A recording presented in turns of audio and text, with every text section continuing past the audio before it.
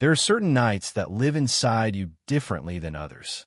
They settle into your bones like old songs, playing on repeat when you least expect them. This was one of those nights, though I wouldn't understand that until much later, when the memory had worn smooth edges from being handled too often. The rain had stopped an hour ago, leaving the air thick and sweet with the smell of cut grass and wet pavement. My living room windows were cracked open, letting in the kind of cool breeze that made you want to stay awake longer than you should. The overhead lights were off.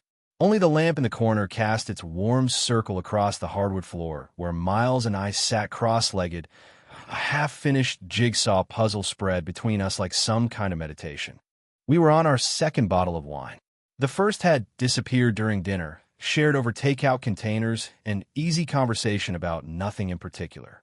The second appeared when Miles suggested we tackle the puzzle he'd brought over months ago and never opened.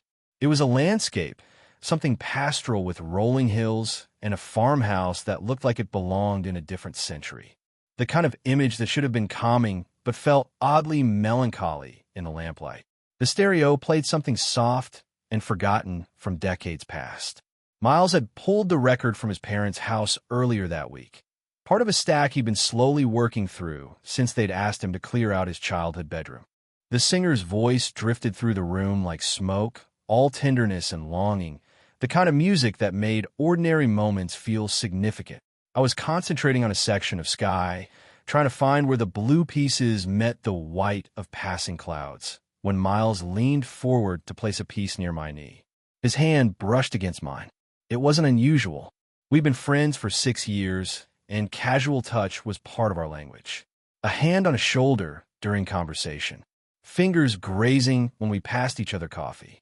The comfortable closeness that comes with real friendship. But this time, he didn't move his hand right away. His fingers stayed pressed against mine for a moment longer than necessary, warm and slightly trembling from the wine or something else. I looked up and found him watching me with an expression I couldn't quite read.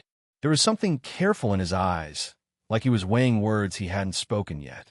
The music seemed louder suddenly, filling the space between us. Outside, a car passed on the street below, its headlights sweeping across the wall before disappearing into the night. The sound of its engine faded, leaving us in that particular kind of quiet that feels full rather than empty. Miles smiled then, that small, crooked smile that had been part of my life for so long I'd stopped noticing when it started making my chest tight. He said, his voice softer than usual, "Don't read into this." The words should have built a wall between us.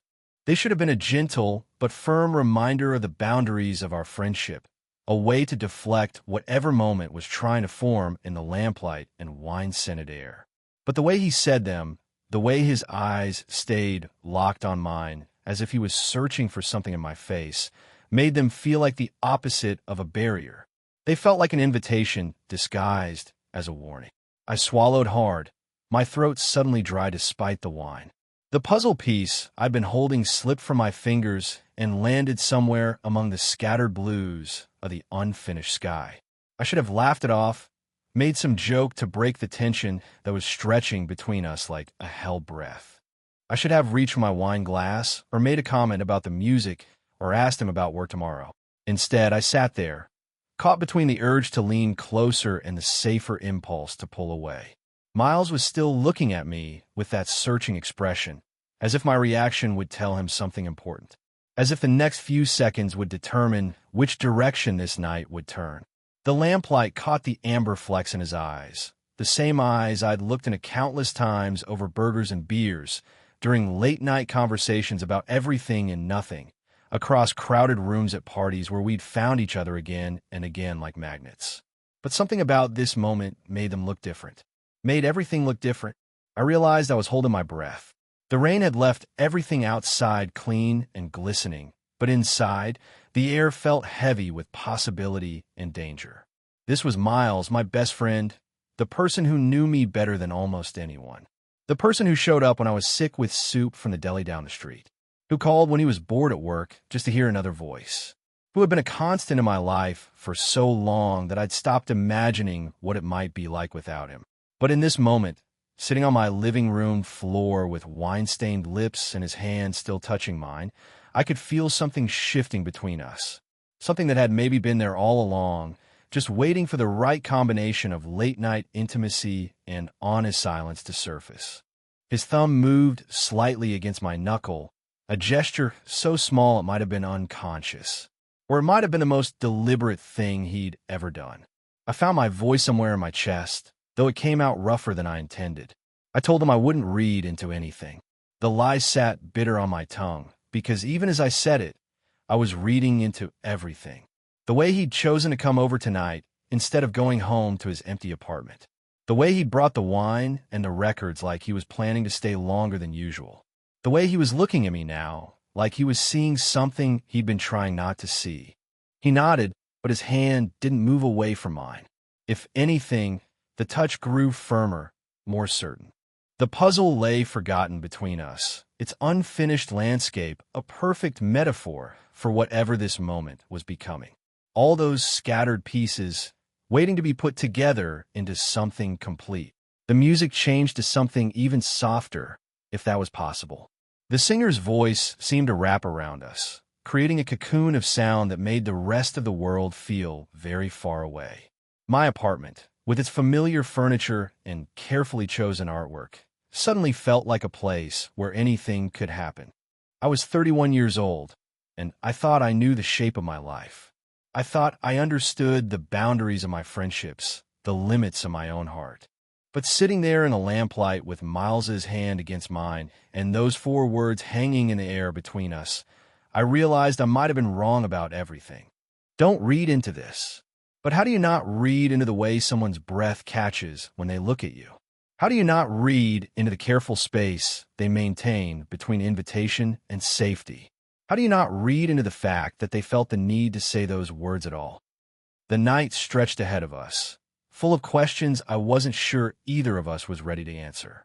But for now, in this moment, it was enough to sit in the golden circle of lamplight and let whatever was happening between us exist without definition or consequence. At least, that's what I told myself as I felt my world quietly beginning to shift on its axis. I've lived in this apartment for 3 years now, and I can tell you exactly how the morning light moves across the hardwood floors.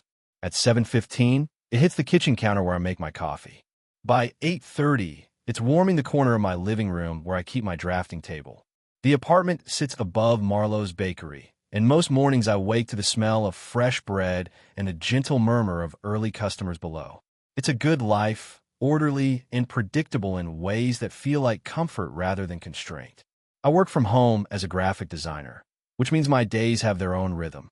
Coffee first, always, while I scan emails from clients who inevitably want their logos to be both timeless and cutting-edge, professional yet approachable. By noon, I've usually made enough progress to feel productive. Evenings are for running along the river that cuts through downtown, watching the water reflect whatever mood the sky happens to be wearing. Miles has been woven into this routine for 6 years now, ever since we met on what our mutual friend Sarah still refers to as the camping trip from hell. 3 days of rain, a broken tent, and food poisoning from questionable trail mix. Most people would have bonded over shared misery and then drifted apart once the story got old. But Miles and I discovered something else in those soggy woods.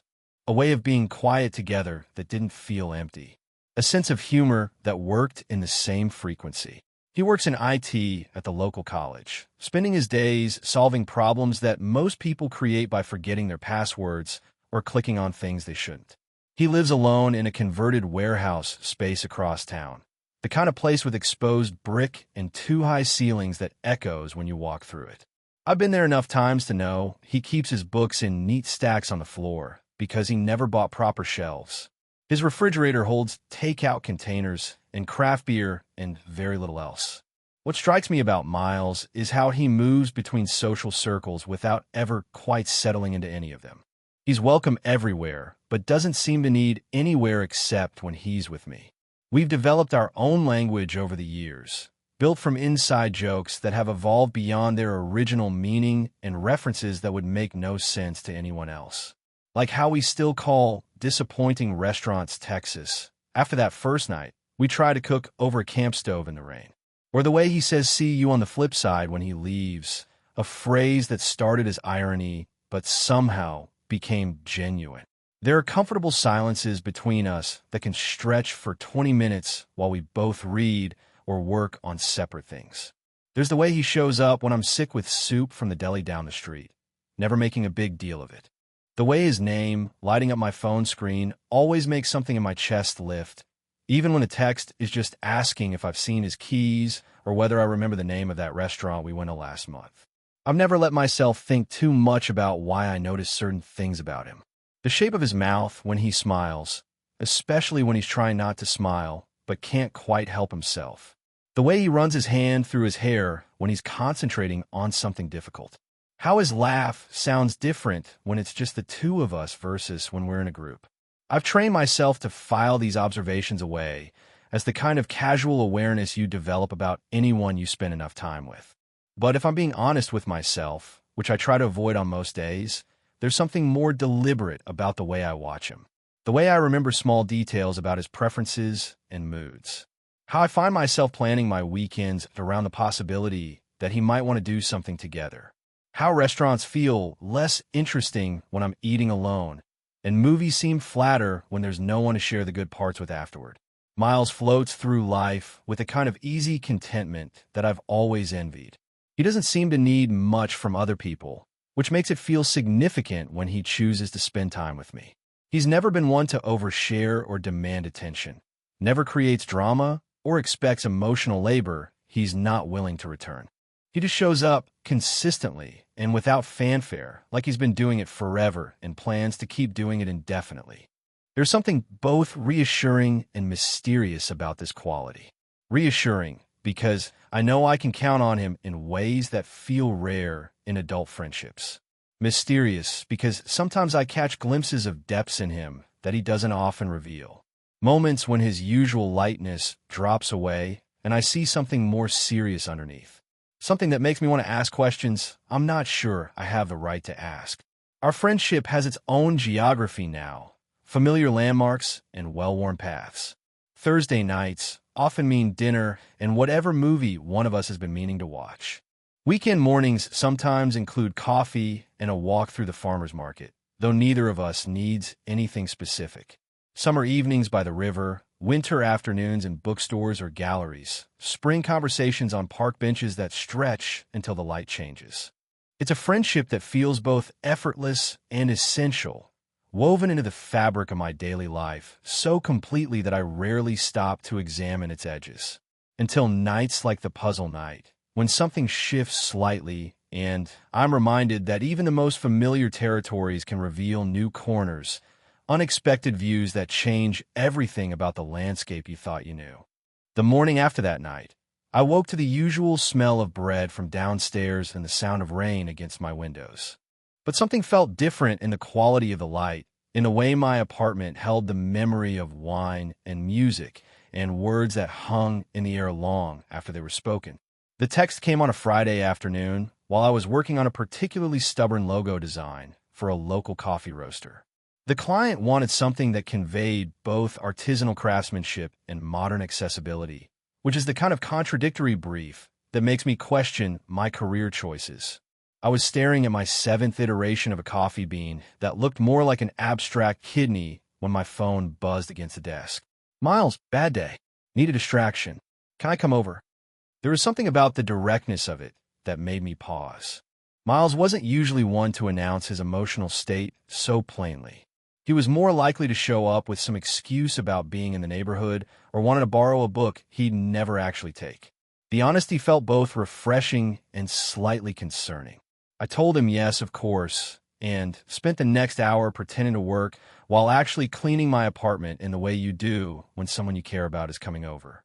Not the deep cleaning that involves moving furniture, just the surface attention that makes everything look a little more intentional. I moved a stack of unread magazines from the coffee table to the bedroom, wiped down the kitchen counter, made sure there were clean glasses for whatever we might end up drinking. When Miles arrived, he was carrying 2 bottles of wine and a milk crate filled with vinyl records. The wine was good wine, not the $15 bottles we usually shared, and the records looked like they'd been carefully selected rather than grabbed at random. There was something ceremonial about the way he set everything down, like he'd planned this visit more thoughtfully than his text had suggested. He looked tired in a way that went deeper than just a long workday. There were lines around his eyes I didn't usually notice, and his hair had that slightly disheveled quality that meant he'd been running his hands through it more than usual. When I asked what had made his day so bad, he just shook his head and said he didn't want to talk about it yet. Maybe later. Maybe not at all. We opened the first bottle and put on one of his records, something bluesy and melancholic that seemed to match his mood. The conversation started carefully, touching on safe topics like work and weekend plans, but the wine began to loosen something between us. By the time we opened the second bottle, we were talking about larger things. The way time seems to move differently in your 30s than it did in your 20s. The strange loneliness of adult friendships. How you can know someone for years and still feel like you're only seeing the surface. Miles told me about a conversation he'd had with his parents earlier that week, how they'd asked when he was going to settle down and give them grandchildren. The question had bothered him more than usual, not because of the implication about his love life, but because of how little they seemed to understand about what he actually wanted from his future. He talked about feeling caught between other people's expectations and his own uncertain desires, like he was supposed to want things that felt foreign to him. I found myself sharing more than I usually did, too, about the strange pressure of working from home, how some days I could go 12 hours without having a real conversation with another person, about my own parents and their gentle but persistent questions about my romantic life, about waking up sometimes with the feeling that I was living someone else's version of what my life should look like. The storm outside had been building all evening, and by the time midnight rolled around, the rain was coming down in sheets against the windows. The sound was hypnotic, creating a cocoon of intimacy that made the rest of the world feel very far away. It was then that Miles suggested the puzzle, the same one we'd abandoned weeks ago after that strange moment with our hands touching and his words hanging in the air between us. We moved to the floor, the wine making us both slightly unsteady, and spread the pieces out again. The unfinished landscape looked different in the lamplight, more melancholy somehow. We worked in comfortable silence for a while, the kind of quiet that feels full rather than empty. Our knees brushed as we leaned forward, our fingers occasionally meeting as we reached for the same section of sky or farmhouse. It was past midnight when it happened again, that moment of suspended time that seemed to exist outside the normal flow of evening into night.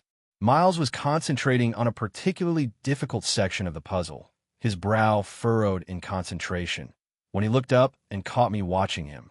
There was something different in his expression this time, less careful than before. The wine had softened the edges of whatever internal barriers he usually maintained. He reached across the puzzle to adjust a piece near my hand, but instead of pulling back immediately, he let his fingers rest against mine again. This time, there was nothing accidental about the touch. It was deliberate, a question posed without words. The rain drummed against the windows, and the music played something soft and yearning. The lamplight cast everything in warm gold, making the moment feel both real and dreamlike. Miles looked at me with that same searching expression from weeks ago, but now there was something more vulnerable in it, something that felt like permission. That's when he said it again, those 4 words that had been living in my head since the first time. Don't read into this. But this time, his voice carried a different weight. This time, it sounded less like a warning and more like a dare, as if he was challenging me to do exactly what he was asking me not to do. The words hung in the air between us, heavy with possibility and danger, while the storm outside grew stronger and the unfinished puzzle waited patiently for us to decide what we were building. The days after that second puzzle night felt like walking through a familiar room where someone had moved all the furniture slightly to the left. Everything looked the same on the surface, but nothing felt quite right. I found myself paying attention to things I'd never noticed before. The way shadows fell across my apartment at different times of day. How long it took for the scent of Miles's cologne to fade from my couch after he'd been there. The particular quality of silence that followed his departure. He started coming by more often, though never with the same ceremonial intention as that Friday night. Instead, it was casual visits that felt anything but casual. He'd text around lunchtime asking if I minded company while I worked. He'd show up with coffee from the place down the street, settling into my armchair with a book while I finished client calls or wrestled with design concepts. There was something soothing about having him there, a presence that made my apartment feel more complete without demanding anything from me. During these visits, our conversations began to shift toward territory we'd never explored together. Not the deep philosophical discussions we'd always been comfortable with, but something more intimate. Personal fears that went beyond career anxieties or family expectations.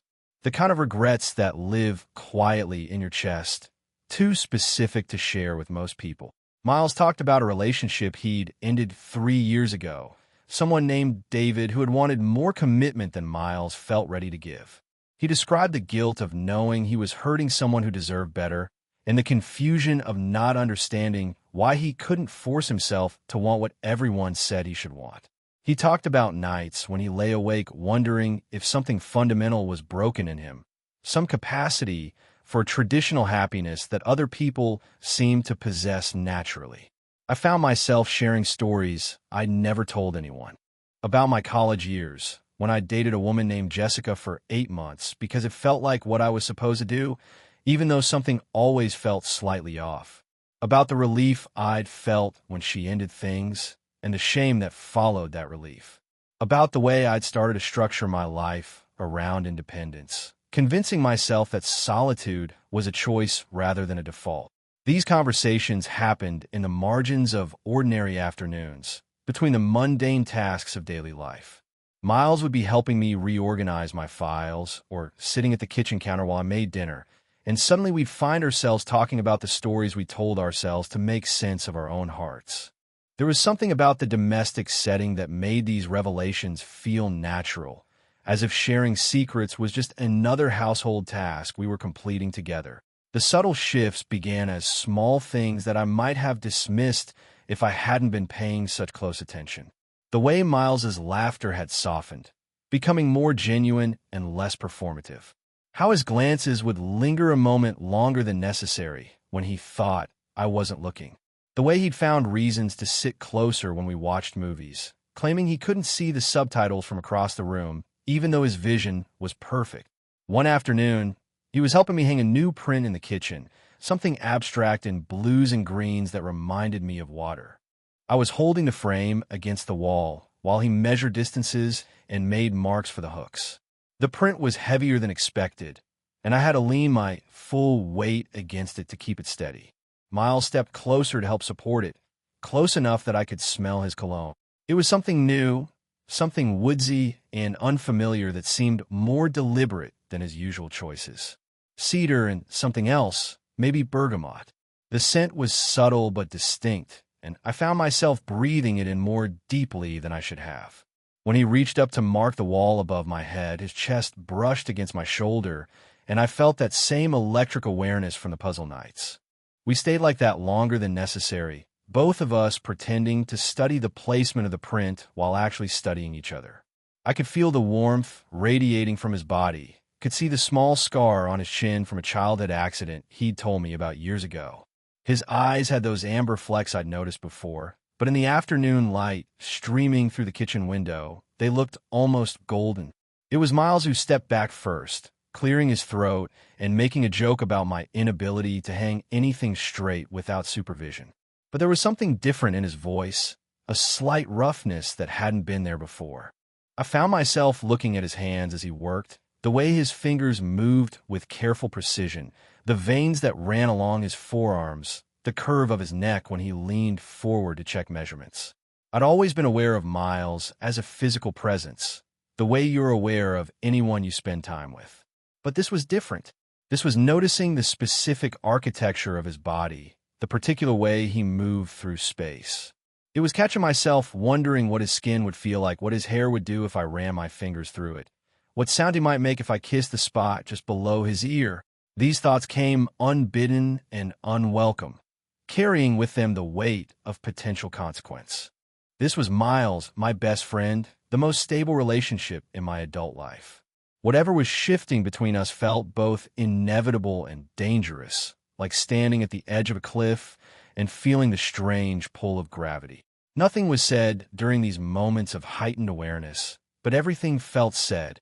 The air between us had developed its own vocabulary, a language of glances and careful distances and touches that lasted just long enough to feel intentional. We were writing a story, without words, each gesture another sentence in a narrative we were both pretending not to be composing. It happened on a Tuesday evening in late October, when the air had turned crisp enough to justify keeping the windows closed and the heat turned up just slightly. Miles had come over with takeout from the Thai place we'd been meaning to try, claiming he was too tired to cook but too restless to eat alone. We'd made it through dinner and were settled on the couch with a bottle of wine, ostensibly to watch an old black-and-white film I'd found at the library. The movie was one of those carefully crafted pieces from the 40s where every word carried weight and the silences meant as much as the dialogue. The characters spoke in hushed, deliberate tones about love and loss and the choices that define us, their faces lit dramatically by shadows that seemed to echo our own lamplight. It was the kind of film that demands attention, but I found myself more aware of Miles beside me than of anything happening on the screen. Somewhere during the second act, when the protagonist was making a speech about the courage required for honesty, Miles shifted closer on the couch. It wasn't dramatic, just a subtle adjustment that brought his thigh against mine. The contact was warm and solid, a point of connection that seemed to anchor something that had been floating between us for weeks. Neither of us moved to break the contact. I tried to focus on the movie, on the way the cinematographer used light and shadow to reveal character, but my attention kept drifting to the place where our legs touched. Through the fabric of our jeans, I could feel the warmth of his skin, the slight tension in his muscles. It was such a small thing, this casual contact that could have been accidental, but it felt enormous in the quiet of my living room. The wine had made everything softer around the edges, more forgiving. The voices from the television seemed to come from very far away, and the light from the screen flickered across Miles's face in a way that made him look like he belonged in the film we were watching. All dramatic angles and thoughtful expressions, beautiful in a way I'd been trying not to notice for longer than I wanted to admit. That's when it hit me, with a clarity that felt both thrilling and devastating. Not a gradual realization or a slow dawning of understanding, but a sudden, complete knowledge that landed in my chest like a stone dropped into still water. I was in love with my best friend. Not in a passing way, not in the casual affection that develops between people who know each other well, but in a way that had been quietly shaping itself for years without my permission. The knowledge was overwhelming in its completeness. I could trace the feeling backward through months and years of moments I dismissed as friendship. The way my mood lifted when his name appeared on my phone. How restaurants felt less interesting when I ate alone. How movies seemed flatter without someone to share the good parts with afterward. The careful attention I paid to his moods and preferences. The way I found myself planning my weekends around the possibility that he might want to spend time together. It had been there all along, this love, growing in the spaces between our conversations and the comfortable silences we shared. In the way he showed up when I was sick, in the inside jokes that had evolved beyond their original meaning, in the particular quality of ease I felt in his presence. I've been calling it friendship because that felt safe, because that was a category I understood and could navigate without risking everything. But sitting there with his leg pressed against mine and the black and white lovers on the screen talking about the price of honesty, I couldn't pretend anymore. This wasn't friendship with convenient benefits or casual attraction dressed up as something deeper. This was love in all its terrifying complexity, the kind that reorganizes your understanding of yourself and makes you question every choice you've made up to this point. The realization came with its own weight of fear. Not just the fear of rejection, though that was certainly part of it, but the deeper terror of what might happen if Miles didn't feel the same way. Our friendship was the most stable relationship in my adult life, the foundation I'd built my routines and expectations around. Losing that would mean losing not just him, but the version of myself that existed in his presence.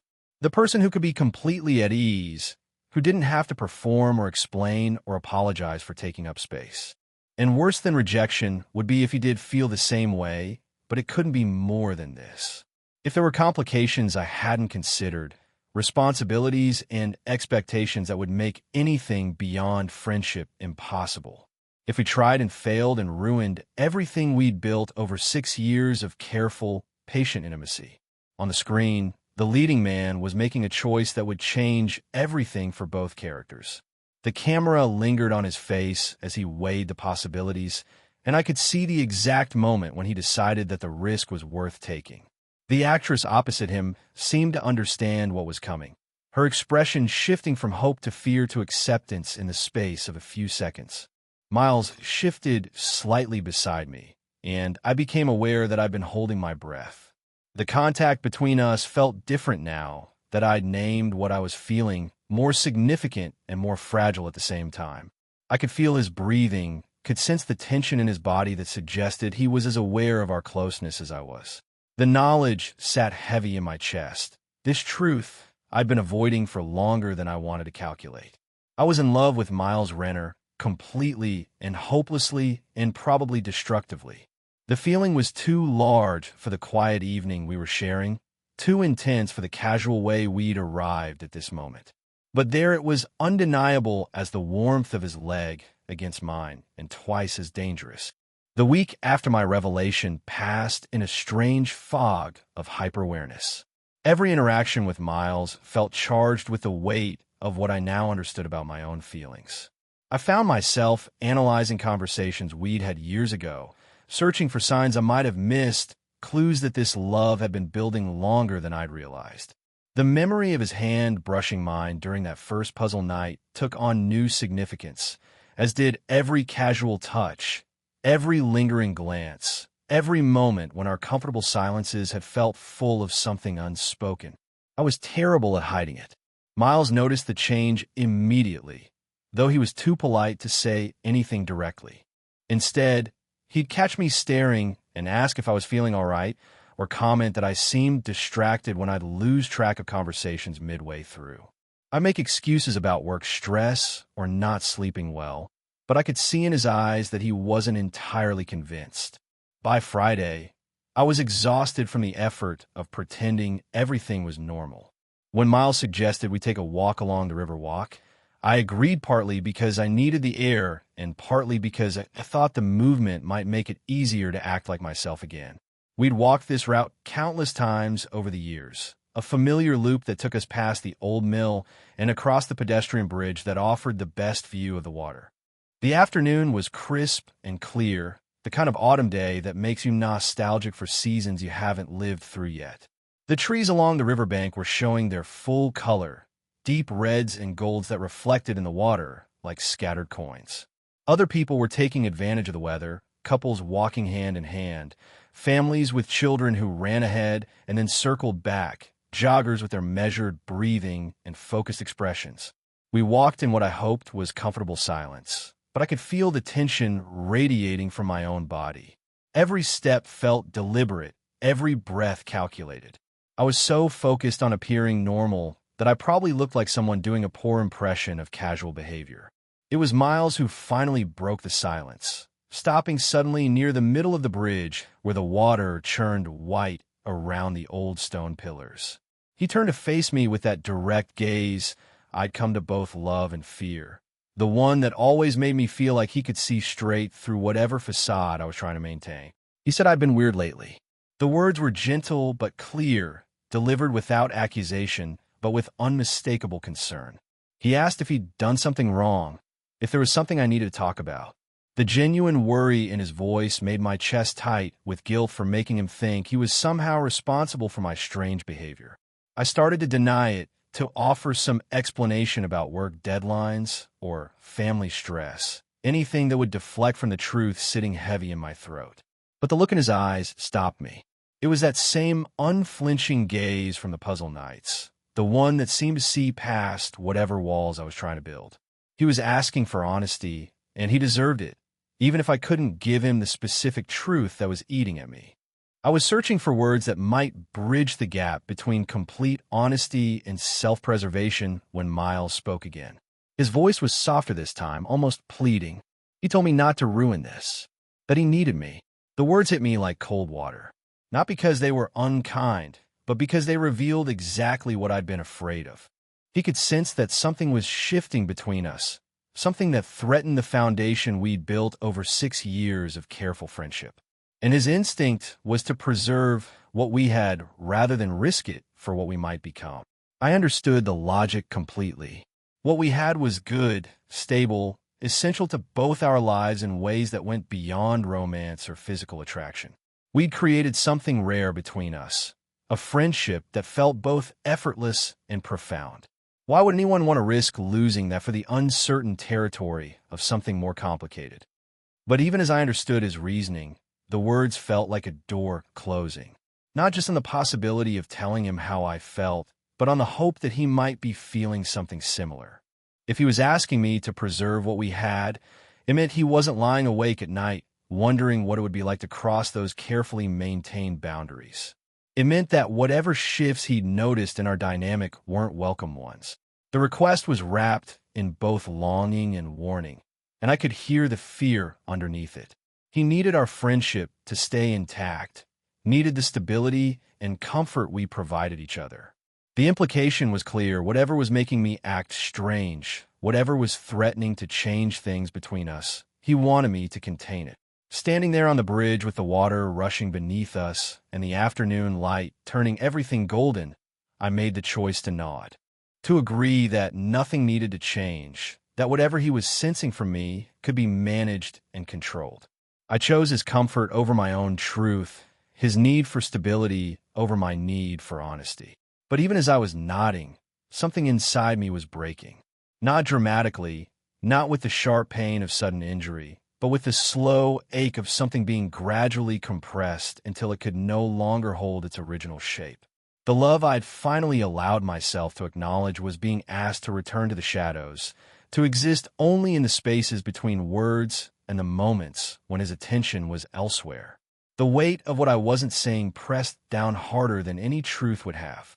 I could feel it settling into my bones, this secret that would now live between us like a third presence, invisible but always there. Miles was asking me to choose silence, and I was choosing it, even though it felt like choosing to carry something heavy for the rest of my life. The river kept moving beneath us, indifferent to our human complications, and the late afternoon sun continued its slow descent toward the horizon. Everything looked exactly the same as it had an hour ago, but something fundamental had shifted in the landscape of our friendship, a boundary drawn that I now knew I would never be allowed to cross. Months passed with the careful precision of people who have learned to navigate around something fragile. Miles and I settled into a version of our friendship that looked almost identical to what had come before, if you weren't paying close attention to the spaces between gestures, the pauses that lasted a beat too long, the way we both seemed to be listening for something neither of us was willing to name. Our routines continued unchanged on the surface. Thursday dinners and weekend coffee, long walks when the weather was good, and quiet evenings with books or movies when it wasn't.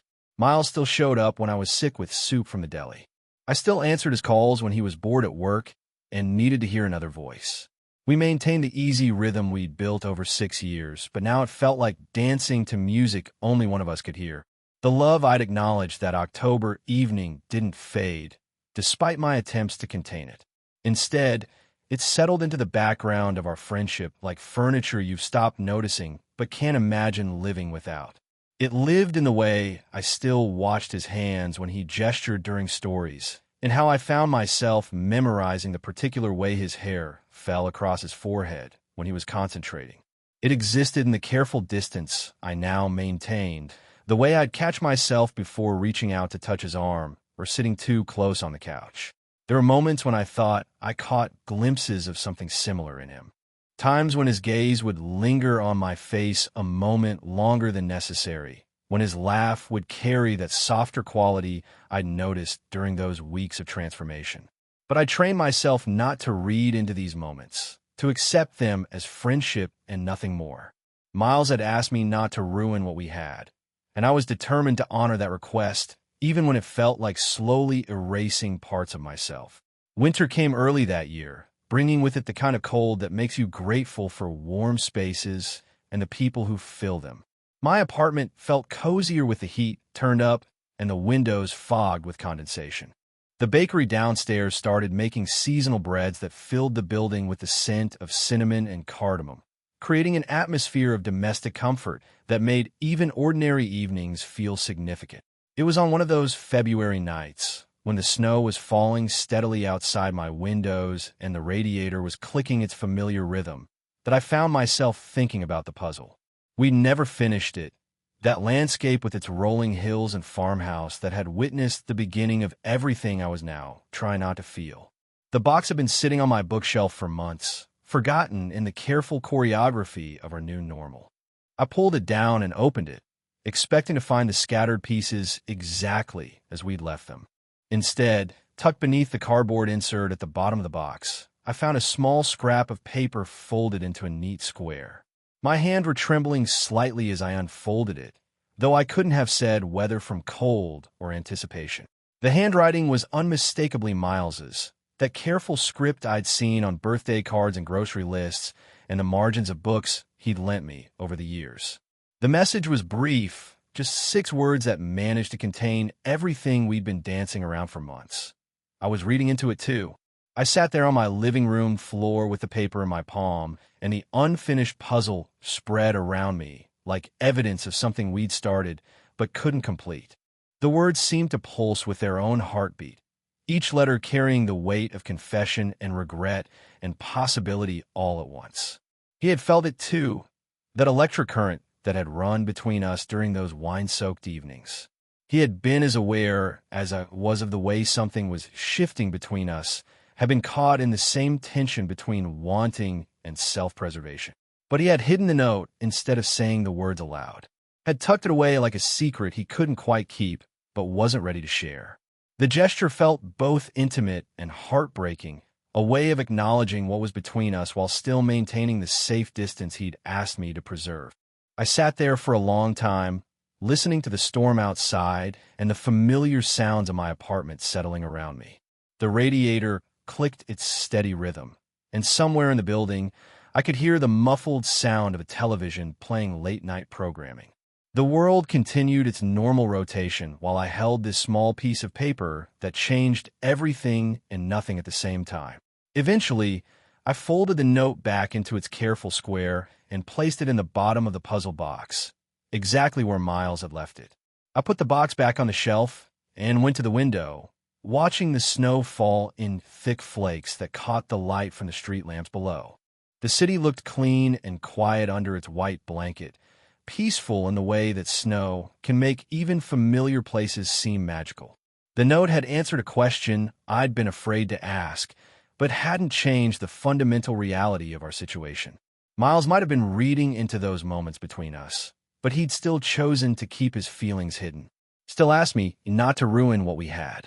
The love was mutual, but so was the decision to contain it, to let it exist in the spaces between words rather than risk it in the light of honest conversation. Standing in my window with the storm painting everything white outside, I felt something that wasn't quite sadness and wasn't quite peace. It was more like acceptance, the kind that comes when you realize that some stories don't end with dramatic revelations or perfect resolutions. Sometimes love exists in the quiet spaces, in notes left unfound for months, in the careful preservation of something precious and impossible. The snow continued to fall, and I continued to watch it, carrying the weight of mutual secrets and the strange comfort of knowing I wasn't carrying them alone.